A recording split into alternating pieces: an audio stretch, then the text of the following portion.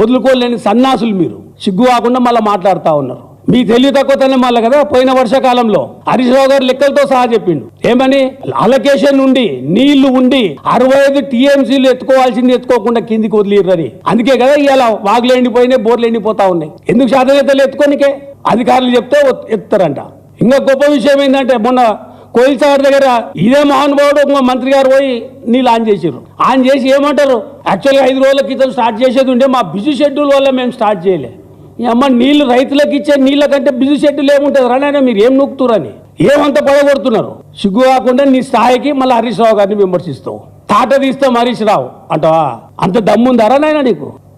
హరీష్ రావు తాట తీసినంత ఇవాళ మీ ఈపులు వాళ్ళకే పలగనికే రెడీగా ఉన్నాయి పబ్లిక్.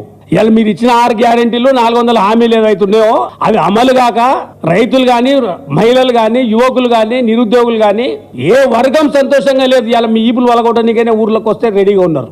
నేను ఇవాళ బండ్లో వస్తుంటేనే చూసుకుంటూ వచ్చిన. ఇవాళ మా జిల్లాలో మంత్రి గారి మీటింగ్ అవుతుంది, నేను అచ్చంపేట కాన్స్టిట్యూన్సీ సంథింగ్ మైక్లో అడుగుతున్నావు జూపల్లి గారు. ఇప్పుడే చూసిన, మీరు కూడా చూసింటారు.